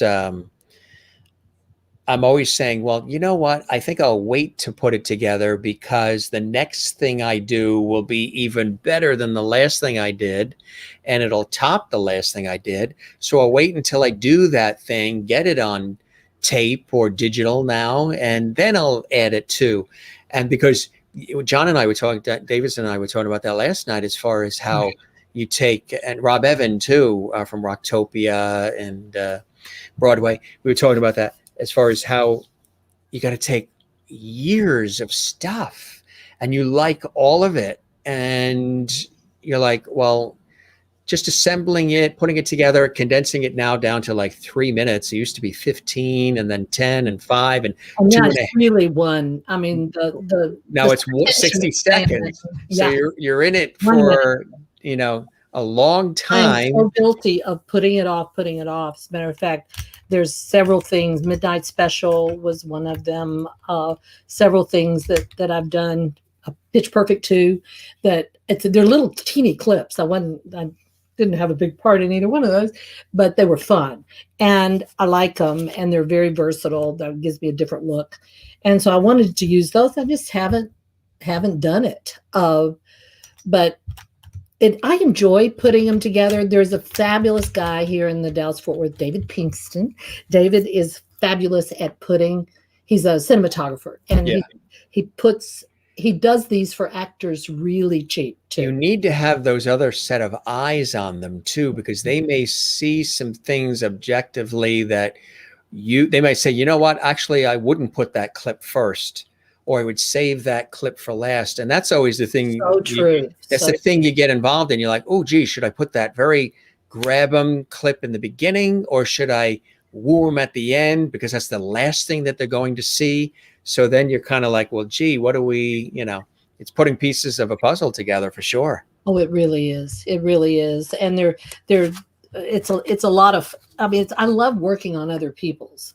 Even though I don't consider myself a master at editing, I can kind of throw it together. But I really love working on what should go where, because that's the key. Is you want them, once they start watching, to keep watching and get all the way to the payoff at the end, But and that's really hard to do. And actually, I'm not happy with any of those reels. They're not the ones that Mr. Pinkston put together for me, and I need to go back to see him. And take all my new, take a second look and really new DVDs and things that I've got of the films. And sort of update the situation a little bit. We've got some cool shots here. Look at this. Tell us about this. That is Emily Dickinson. Yeah. It's actually me as Emily Dickinson. Yes. But of course. The Belle of Amherst. And I don't know if you've ever seen that, Jim. Have you ever seen that? No, I've never saw that. Julie Harris did it on Broadway and toured it for years and years and years. She toured it forever. I did this role in 1995, I think, in Fort Worth at a theater called Circle Theater. It's a wonderful, wonderful theater. I've done several shows, and I've directed shows at Circle. And we did Belle of Amherst there. It's a one-woman show. So for 2 hours, you're on stage by yourself. Mm-hmm. And so I loved doing that role. It really, when you step into someone's shoes like that. Oh yeah. And we don't have video of Emily. We have that one picture of her as a teenager and a couple of others that have surfaced recently. And I loved doing that show so much. And so not too long ago, actually a couple of years, 2 years ago, I think, I did it as a special presentation at an institute here in Dallas. Mm-hmm. And one of my very good friends, extremely talented, triple threat. This is one of the triple threats, and now quadruple because she's a director. But her name's Linda Leonard, and she directed it. And I have never, all the things that I did so many years ago, 20, 25 years before, mm-hmm. because Emily was like 56 when she died. Yeah. But all of those things before just paled in comparison to what we brought to the new production. So I did it again, and I only ran it for a week. So it was a lot of work for a very short gig, but it was like magic going back and revisiting this incredible character and complicated poet. Oh, I don't doubt. Here's another Yeah. cool shot. Look at this one. This Side of Crazy. I've gotten into playing a lot of the bitchy women in my later years. Well, actually, I did that a lot early on too. When I was touring dinner theater, I usually got the bitchy daughter-in-law or something. But this is a show we did in Los Angeles, beginning of 2020. We opened right at the end of January, and the three ladies that you see there, oh my gosh, it's Rachel Sorsa and Dale Dickey. If you haven't seen Dale, you haven't been watching things. And then Bobby Eakes in the pink. Bobby was a huge soap star back in, about 15, 20 years before we did this. She was one of the top people. My children, I'm embarrassed. She would be so mad at me if I don't remember which show she was on, but I had seen her. But being in theater, I didn't have much time to watch soap operas, so I didn't see her that often, but so talented. These three women played my daughters, all of them estranged, all of them had very serious issues, and I was mama, and it was Diddy Blaylock, and it's quite a show. We closed March 8th, and LA shut down March 11th, basically. So my husband and I loaded up the van right after the show on Sunday night, and we brought all the props back to Dallas because we went into rehearsal on Wednesday for another production with three new daughters, one of whom, the show where I played the Italian mama, that young woman, Andrea Cohen, was going to play one of my daughters. And so we got back here, we rehearsed for 2 weeks, and then, Equity, they shut everything down. Those phone calls came, right? Yeah. Oh, yeah. And we were just, it was so tragic. We were supposed to open April 3rd at a wonderful venue here. The same director, Del Shores, who I've worked with Del since the mid-90s. He's an incredibly talented television writer in LA and then has written so many plays. If you ever saw Daddy's Dying, Who's Got the Will? That's one of Del's. This whole Sordid Lives series, that's Del. And he has been like a godsend to me. When he cast me as his mother in Sordid Lives, which was his coming out play. Yeah. And it was the regional premiere. We did it at Circle Theater in Fort Worth, and I played his mama. And I was the first person outside of LA to do the show. When he did the film, Bonnie Bedelia did the role. I'm going, what she got over me? Oh, never mind. She had an incredible career. She brought a lot of star power, but she was fabulous. And I got to work with her several times on the series and in the sequel to that. But he wrote this one, and I had been working with him, doing table reads and everything for several years, actually, before we finally got it to the stage. But it's coming to Dallas, hopefully 2022 early. So everybody needs to be, to come. Tesla Bella's coming to Dallas. I've already told her. She has no excuse. She and Freddie are on a plane, get here. That is at my house. that is cool, huh? But it was a fun show. I never slowed down in This Side of Crazy. I ran from the beginning of the show, and there were I would have 2 pages of dialogue where I was just ranting, having a hissy fit and running from one side of the stage to the other. It was exhausting, but I was in great shape March 8th when we closed, and now look at me. Well, you can't, thank heavens, because what about this pandemic weight and this? Well, they said we have to be, you look fine, but they said 6 feet away from each other, but they failed to say 10 feet away from the refrigerators. And the buffet, yes, that refrigerator buffet. Yeah. Oh, gosh. I think we have a clip here from Sordid Lives, the series. Let's take a look. There it is there. And let's take a look. And you'll see Bonnie, and you'll see Beth Grant. Here we go. Such language. I do not listen to such filth when I'm paying good money for your services, Roger. There was plenty of evidence to convict you, Bitsy May Harling. And my face is not pinched. That's a flat-out lie. My husband doesn't even have a prostate anymore. He's impotent.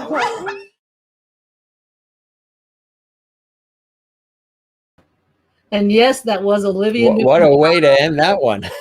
That clip. Olivia leave him hanging. Yeah. That is funny. Rue McClanahan, I got to work with her in that, and Olivia Newton-John and Beth Grant. Just incredible cast. Dell has a tendency to pull together some pretty amazing cast. If you're familiar with one of the hottest people in show business right now is Leslie Jordan. Yeah. And Leslie, I've done 2 films and the series, and to read 2 different plays with Leslie. He was so cute. He came to see the play in LA, and he was hilarious. He came up to he comes to about here on me. Yeah. He's a little short guy, but big in spirit. And he came up to me and said, "How did you learn all those lines?" Yeah, it was hard. It was hard. But I've met a lot of incredible people. And we shot the new movie, Very Sordid Wedding, in Canada. And Did you? Yeah, Winnipeg. And I got to know, we were there, I was there 9 days, I think I was shooting. And, the people up there. And now, I mean, I don't know if you've spent any time in Canada, Jim, but. Yeah. We have family in New Brunswick. Genuine, wonderful, open. It was during our election years ago, and they were going, "What is going on? What is happening down there? This is crazy." It was during all the primaries and everything, but they don't do things like that up there. But they were so kind and sweet and open. I loved it. So.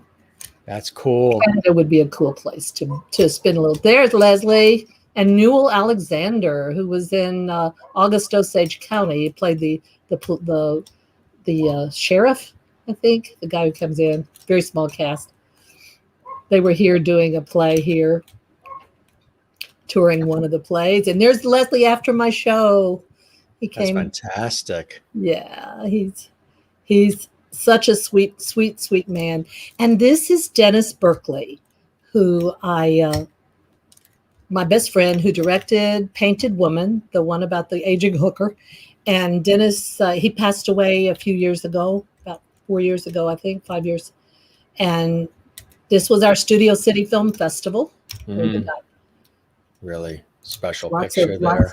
Lots of good stuff. What did I like about? Oh gosh, as an actress, to say that I'm Amanda in The Glass Menagerie, Tammy Faye Baker, and a little Naomi Judd. Hey, what a combo! Hey, that works for me. Trifecta. And I can use that line, full blown comic diva. I read these reviews when I'm depressed. It lifts you up, right? It lifts your spirits, makes you want to continue. Yeah. Put the one shoe on and then the other, and then just keep going forward, which is what it's all about, which you've certainly done over the years in so many different illustrious ways, Sharon. Here's another great shot. International Film Festival here in Dallas. It's always a great treat, and that's my hubby. And I dressed him up, made him come along, hold me up on the red carpet. He's wonderful. He's such a patient man. I'm a lucky gal. We've been together for 42 years. And congratulations. You worked together on projects? Yes. Yeah. He is. I met him. He was the general manager of the Beverly Dinner Theater in New Orleans. Oh. And in doing that, he was the jack of all trades that you and I were talking about, Jim. He can build anything, fix anything, electricity. He can, it's amazing. So he's priceless on a set. If anything goes wrong, anything happens, give him a call. And the generator, no, he's on set. And he owned a restaurant for many years. He's a fabulous cook. So when he's cooking, people will work that shoot just to have Billy's food.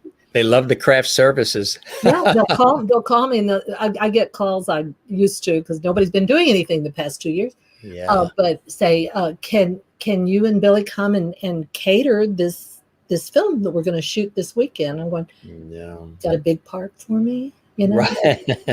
That's right. That's the only way you get That's Billy it. cooking is to have wifey in process. the production. Yeah.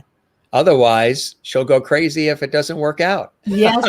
Oh, she does. She Yeah, this does. one. Tell us That's about this. one of my rants. One of my rants. I had a rant in every scene. So that's a cool shot too. Your expressions are golden in all of these different productions and TV shows and films and different things you've done. Here's some of the shots. That's a great shot too. It's in your eyes. There's something in your eyes. There's a confidence, but also a warmth in your eyes. Oh, thank you. Thank you. Yeah. It helps to love what you're doing.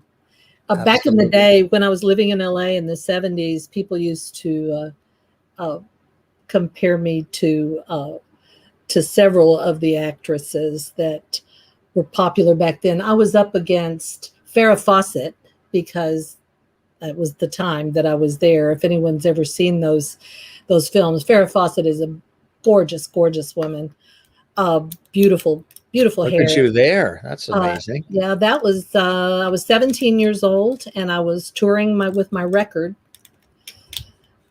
But I was going to say I was up against Farrah Fawcett, but I looked like Sandy Duncan. You know, I was the little freckle face and reddish hair, and that was who I was.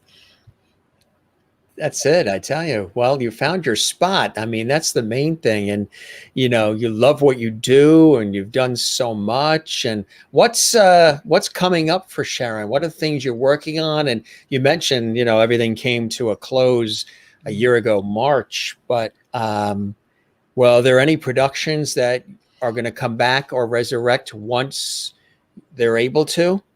I had decided a few years back that I really wasn't going to do much producing anymore. I love producing, and I wish I'd started doing it early on in my career, but I didn't have the self-confidence to do producing early on.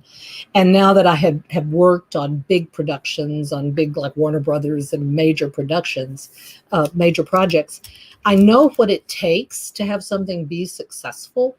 And so I've really been toying with going back into that a little more. There is a script I've had sitting on for the past 5-6 years, and it's a script that I love so much. I would love to try, and it's a full length, it's a feature.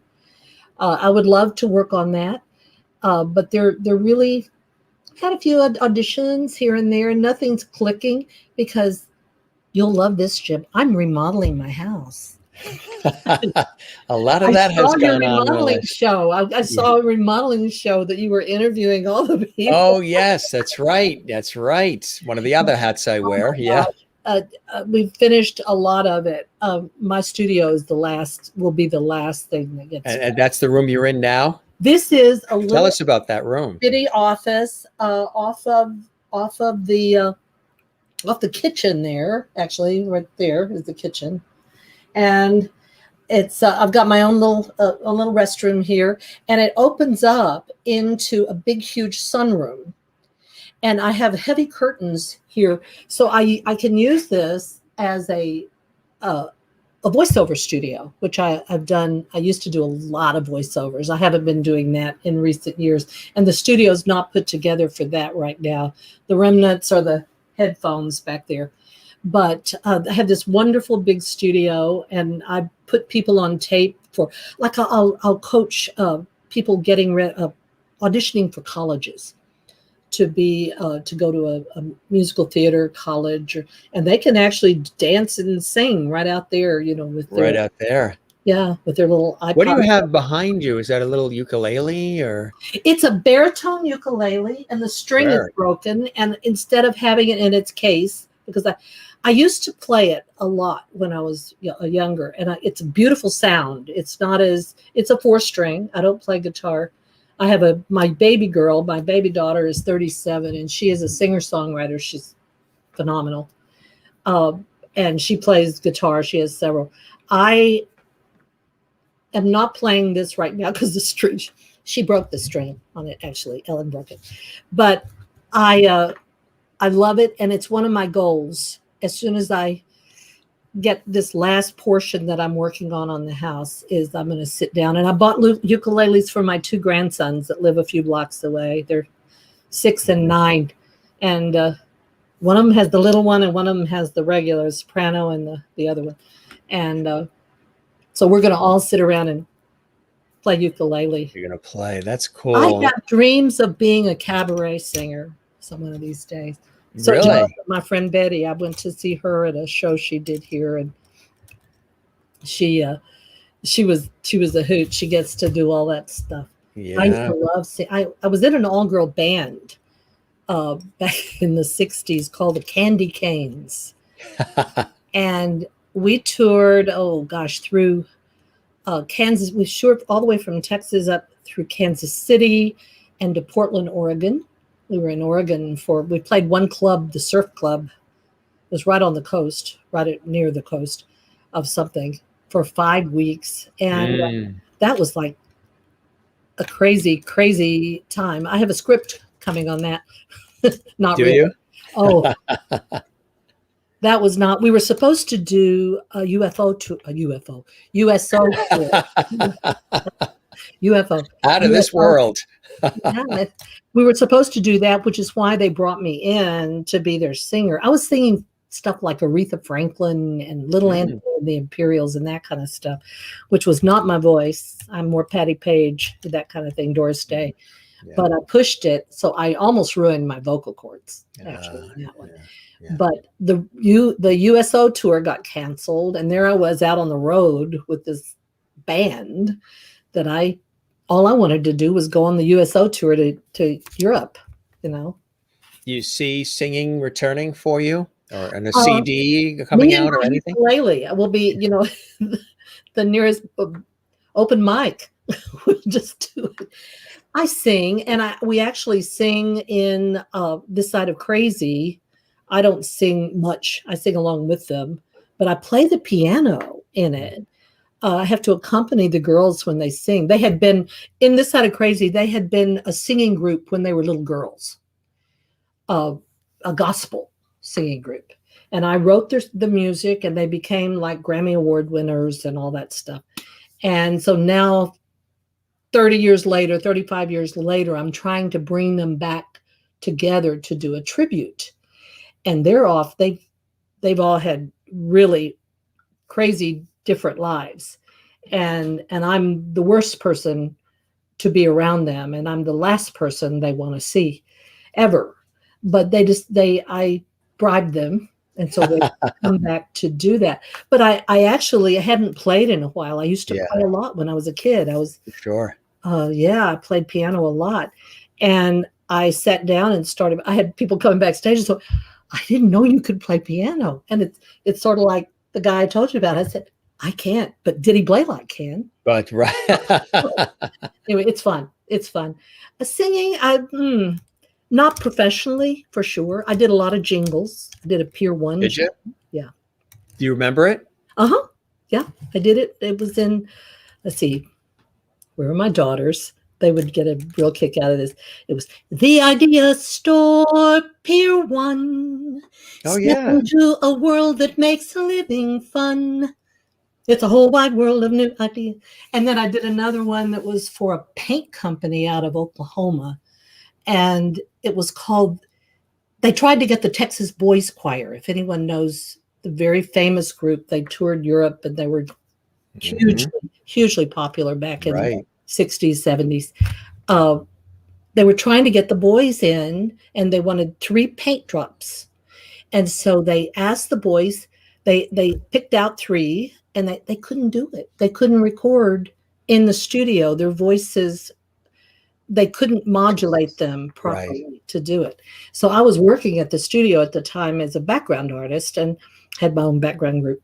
And so they brought me in, and I recorded it, and they would change the levels so that it was a slightly different voice. And it was, we're the 3 paint drops from Ben Kramer and Son. I'm fuchsia, I'm chartreuse, I'm blue. And we actually mixed it together so it sounded more like the Chipmunks, probably.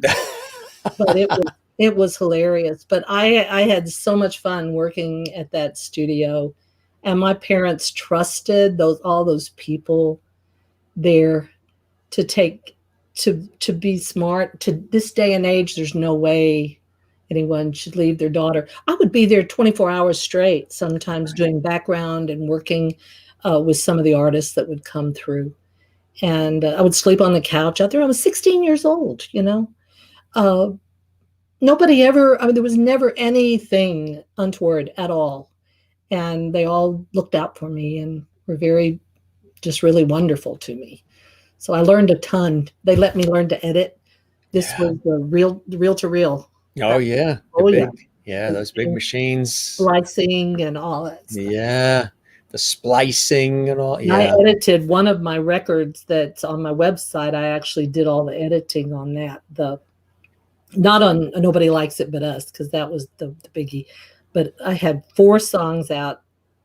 Nobody Likes It, and the flip side, which was called The Odds of Life, which actually got very big on the gospel stations, and that kind of thing.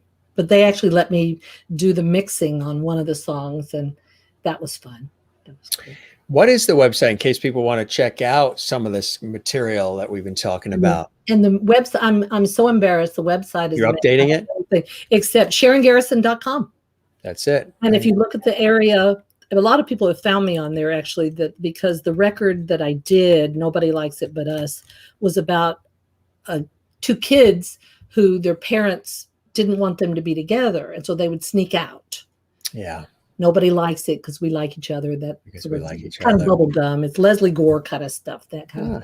But there's a section called audio, and that's where all 4 songs are on there. So you can check that out. Yeah, crazy. It was crazy times. We had a special, well, he's always usually here sort of accompanying me as my sidekick, but George Burns was with us this evening, and he sends his best. Oh my gosh. Gracie is, I should be Gracie. I should be doing Gracie. Actually, I was thinking when I saw him last night, I was so blown away. I was thinking a friend of mine had asked me to do a stand-up thing with him where he would do George Burns and I would do Gracie Allen. So really, that was way back before I went to LA. So nothing's happened since then, but wouldn't that be fun? Well, he sends his love. Oh, my love to you, George Burns. You are so spiffy in that tux. Spiffy. He's got a cigar there too. See it? I see it. And of course, remember when he played God? Oh yes. So you're talking to God at the same time as you're talking to Mr. Burns. We all play our parts. Right. We all have something that we have to do there. We do. He is great, by the way. That is a beautiful. Is it a figure? Is it a figure in the back? It's an actual full figure on a pedestal. It's a collectible that came out. It's not one that you can stick your hand up in. No. It's actually on a pedestal and it goes. It's an actual doll. The face is so perfect. Yeah, the glasses. It's an actual doll. And it came out when my aunt collected dolls and had all kinds of different dolls. So my cousin passed this down to me, said, hey, there's this George Burns doll that's up in the attic. There's, special packaging. There's a special box. It's like a very special item. I don't want to ever knock it over or drop it. But it came out when he was 100. They had a limited supply, I guess, of this particular one. When he was 100, they had the George Burns commemorative. The face is amazing. It really is, isn't it? So much like him. I was thinking it might be a figure. When I was chaperoning Lisa in LA, she was a ventriloquist, a really good one. Yeah, I love ventriloquism. And, oh gosh, she was so good. And she had this wonderful figure, and I would drive her to the gigs. And Shari Lewis, Lamb Chop and Senor Wences. So they were all there. I got to know them. But Shari Lewis was another one that I was told I looked like a lot. And backstage, we walked up to each other, and my hair was the same color as hers, and our hair was kind of done alike. But she's this tiny little person. And so I'm like, hi, but we looked at each other in the face and we both saw it immediately. You also look a little Yeah, your eyes look a little bit like Celeste Holm, the actress thank you. Celeste Holm. Yeah. Thank you. Everybody Google Celeste Holm and look at her eyes and then look at Sharon's picture. There's I a hadn't similarity. Yeah, Celeste Holm. She's fabulous, though. So Yeah. elegant. So elegant. Yeah. I'm hoping to get to play an elegant role instead of these screaming, insane women that I play. Well, definitely keep us posted, my friend. This was really amazing. Could you believe we almost chatted for 2 hours? It doesn't. No, it's almost 9 o'clock here, but it never feels like that, right? When you're watching or when you're on the show, everybody just says it doesn't feel like it. It's just like we're, chatting, having a cup of coffee and conversational, freestyle and let it roll type of thing. And we don't put a clock on it. Some guests can stay longer, some shorter. I'd never determine really the length. It's whatever's happening, whatever the vibe is. And this was wonderful. You're really amazing at what you do, very passionate, enthusiastic, and hopefully the show met whatever expectations you had and you enjoyed the time with me as much as I have with you, Sharon. I didn't have any expectations because you make people feel so comfortable. I can tell. So I felt like I was in good hands and you would take care of me. But I can't believe you do this, Jim. I can't believe you do it every day. I'm in awe. Ruta Lee tomorrow. Yeah. It kept everybody busy during the pandemic. So and some people said you're going to still do it. Once things calm down. And I said, as long as people are out there watching and the show continues to grow and people follow it and, subscribe to the channel, all the different things that you do, we'll keep at it. I mean, we're booked with guests all the way until August now, every day. Wow. Yeah. Good luck to you. It is a fabulous show, and you have such a heart that you're so willing to share and bring people in and show a side of people. I mean, John David said that was so wonderful. And who is the Broadway? Gosh, Rob Evan. Yeah. The night before. Yeah. Yeah. Really open people up. It's a gift. It's a gift. I enjoy doing that in my professional world of TV and radio as well. I've always done that. And I think when you get a chance to share the essence of who you are and do work that you love and inspire people along the way, we're the blessed ones, aren't we, Sharon? Oh, we are. We are the blessed ones. And some of the audience are loveties. Now that you're a lovety, Juanita in South Africa says, this was a wonderful conversation. Thank you, Sharon, for spending time with us and sharing your stories and wonderful career. Tess Labella, our wonderful Tess, says, thank you for a wonderful evening, Mr. Loverty. Such a great evening getting to know Sharon. Fabulous conversation. And I can even hear Tess saying that. Mm-hmm. Fabulous conversation. Thank you, Tess. Tess is a very passionate person as well. My union sister. Yes. But man, does she make good chocolate chip cookies. Really? She sent some north. Oh, yeah. The way to a man's heart's through his stomach. That will always be. Anybody who says it's not, they are wrong. Mm-hmm. Thanks, Jim and Sharon. Great show. Thank you, Kathleen in New York City. And P.E. Ware says, this has been just wonderful. I'm glad to have found your channel, Jim. Thanks, Sharon, for advertising you on the page as well. Yes, that's fantastic. Love that. And anybody who hasn't subscribed to our YouTube channel, we would love it. Jim Masters TV. Click the notification bell so you don't miss any of our episodes. And sometimes we even do pop-up shows where I don't announce and I just pop up. And it's a host chat back and forth with the viewers. We did 2 hours just talking about food and recipes. We talked about family and kids and pets and vacations and all kinds of stuff. I love to, I think the viewers are very important to bring into the mix.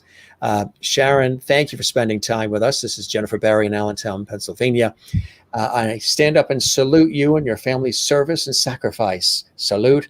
Military family strong. Salute. Jane, my dad, Jen, my dad. So oh, yeah. I have his flag, and I'm very proud of it. Absolutely, as you should be, definitely. Jane in Sweden, where it's very late, and she's a real lovety. Jim feels like a kind of father to us loveties and guests. Wow.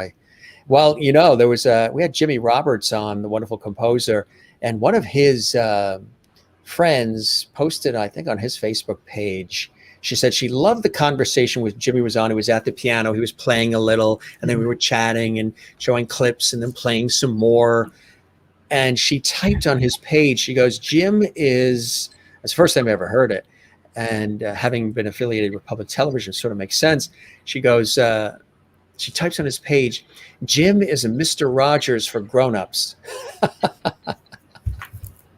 I'll take it. Absolutely. I'll take that one. Fabulous time with both of you from Stephanie Wolf. Thank you very much. And Jane in Sweden says, thank you, Sharon and Jim. Thank you very much as well.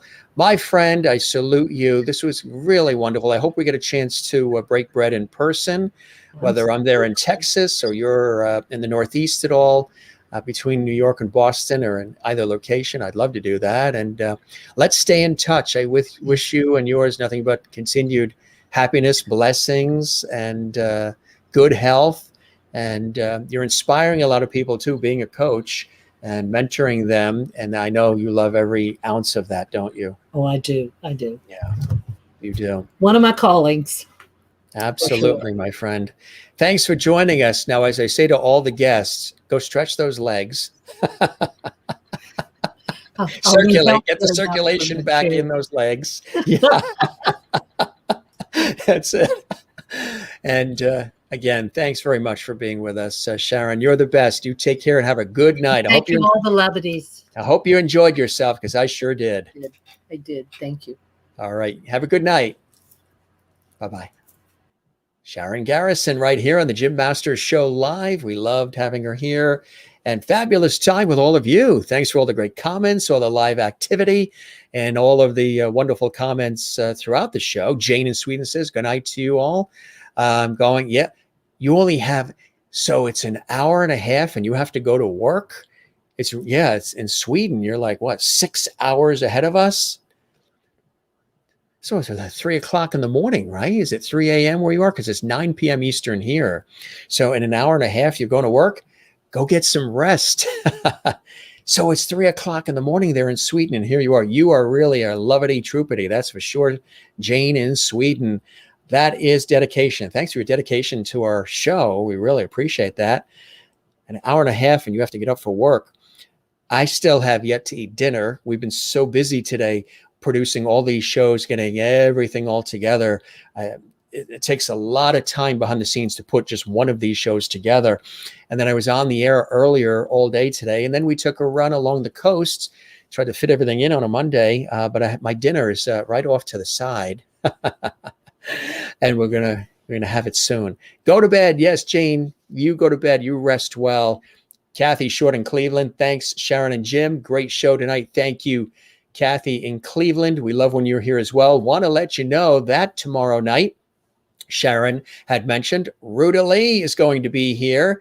Now it's going to be interesting because she is in Mexico right now at her beautiful home in Mexico. Of course, she lives in California, in Hollywood, but she's in Mexico right now. So she's going to be doing the show live from Mexico. Of course, we're talking about Hollywood legend, television, film, stage, you name it. There she is getting the star in the Hollywood Walk of Fame. Great shot, huh? That is Ruta Lee, full of spunk. She has a new book out too. And so keep your fingers crossed that her Wi-Fi in Mexico and everything works. We're actually going to do a test run with Ruta and her team about an hour before we go live to test everything, make sure everything is good where she is in Mexico. That's where she's going to be chiming in from tomorrow. We also have an amazing guest coming up on Friday. You've seen him in movies. You've seen him on television. He actually was in a movie that I loved with Kevin Spacey and Jack Lemmon, and this fine gentleman who is a noted cardiologist in LA, but a brilliant actor as well. You'll recognize him. He's coming up on Friday. He was in this movie that I'm talking about, Glengarry Glen Ross. And I'm like, oh, I forgot that he was in this movie. He's coming on the show this week, and we're very excited. Matter of fact, he's all excited. He's ready to go. There he is. There's Rico. But he's so excited, he actually created something special for our show. And hi, I'm Rico Simonini, and I'm just thrilled to be joining you live this Friday, June 11th, on the Gym Masters Live Show. So tune in this Friday, the 11th, 7 p.m. Eastern and 4 p.m. for those of you who are out here in sunny California. Thank you very much, Rico. Again, if you saw the movie Glengarry Glen Ross, he was in that and so many more great movies and productions, but he's also a renowned cardiologist in LA. He's going to be with us on Friday. Wednesday, comedian and entertainer Al Ernst is going to be here. That's going to be hilarious. Can't wait to have Al on the show. Steph La Rochelle from Canada. She starred in Dear Evan Hansen on Broadway. Wonderful singer and performer. She's going to be with us on Thursday as well, and so many more guests. If you missed the episode with actor, singer, television host, game show host John Davidson, he was live here yesterday. Rob Evan from Broadway, Rocktopia, Trans-Siberian Orchestra, he was here over the weekend, and so many other guests. Over 400 episodes of the Gym Master Show Live are available for you to watch.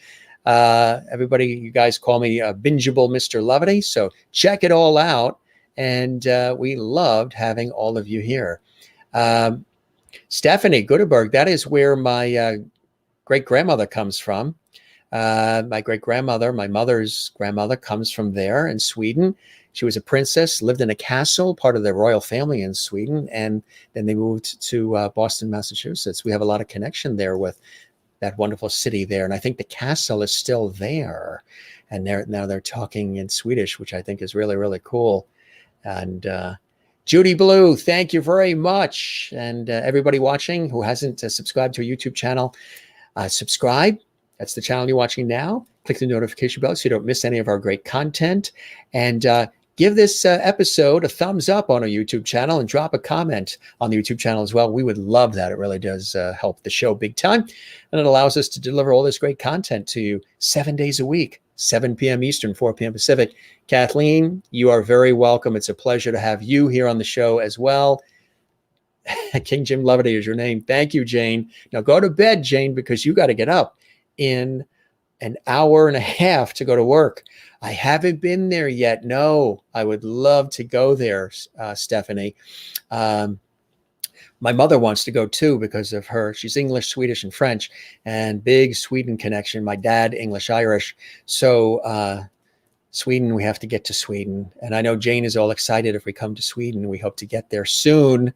That would be fantastic. You guys are amazing. Thanks so much for tuning in. Reminding you that the Gym Masters Show Live Entertainment Lifestyle Talk Show series is here 7 p.m. Eastern, 4 p.m. Pacific, live on our YouTube channel, Gym Masters TV. If you have missed any of this episode or you would like to see it again, 24/7, 365. All of the episodes of our series are available on our YouTube channel at Gym Masters TV. Check it out.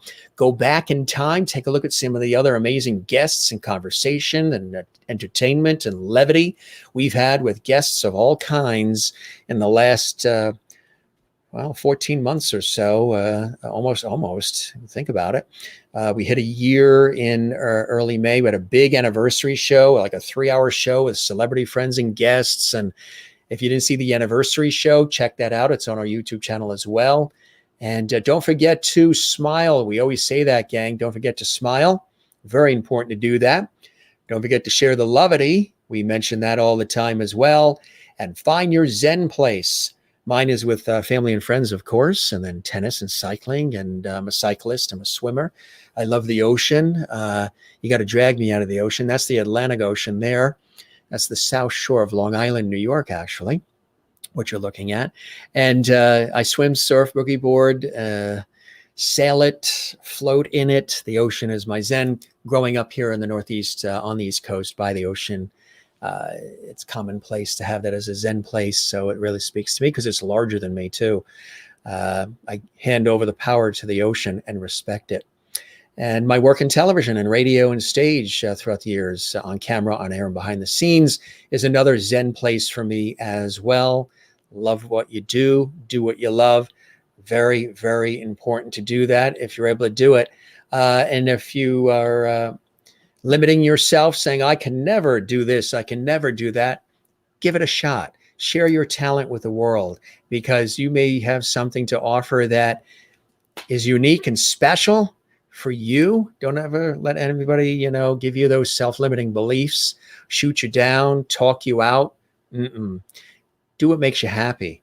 Life is precious. Life is short. And don't forget, as we always say, to relax, breathe, love one another, and love yourself. Take care of one another, and always learn to relax. Sometimes I even have to look at this as well. People keep asking, where'd you get this? It's kind of cool. It's like an old 1920s beach scene from way back. That's we got this at when we were on a family vacation in Newport, Rhode Island. It was in one of the shops. Really, really cool. And we try to, when I remember, to show this to you guys to relax. We showed this a lot during the pandemic to sort of ease people's minds during the crazy pandemic, which is still happening, but things are looking up. And take a look at a couple more comments coming in here. And Sherry Larson says, thank you, Jim, for another great evening. Have a wonderful evening and day, everyone. Thanks, Sherry. I appreciate that as well. You have a good day. And good night, all lovelies. You as well, Jane. Now go to bed. Go to bed. And have a great night, Kathleen, as well.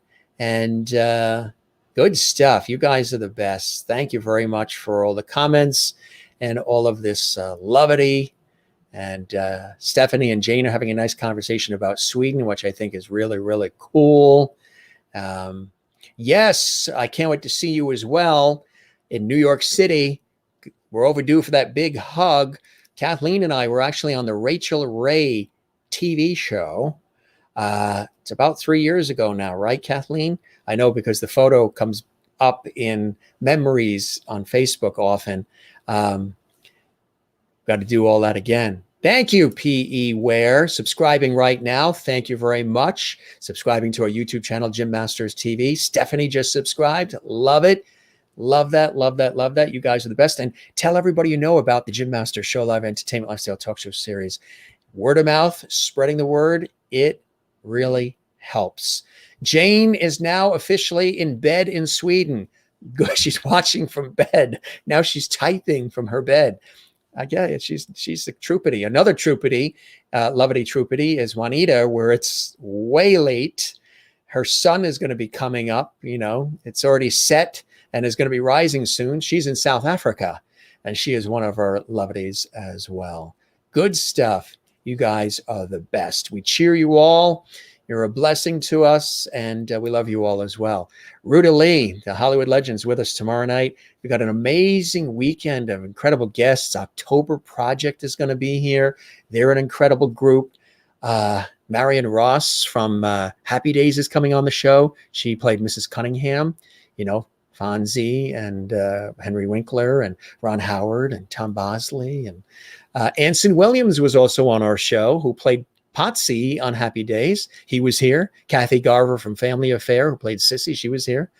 Stanley Livingston, who played Chip Douglas on My Three Sons, he was here. Jane's in bed typing away. Great show tonight. Thank you, Jim. My pleasure.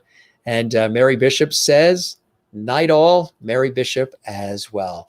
Look back in our archives. You'll see some really amazing episodes of our show, our series. Love you, Jim Slancha. To you too as well. Jen Barry in Pennsylvania, USA. Good night all, or good day if you're watching this later in the archives. We appreciate you, however you're watching us, live or Memorex, live or in the archives. You mean a lot to us. We'll keep producing, keep hosting, and presenting entertainment for you here on the Jim Master Show Live as best as we can, as long as you guys are there and spreading the word, spreading that levity. We'll see you again soon. We'll be back tomorrow night, 7 p.m. Eastern, 4 p.m. Pacific. Till then, Jim Masters thanking you for your time this time. Till next time, be well, and we'll see you on the next one. Good night.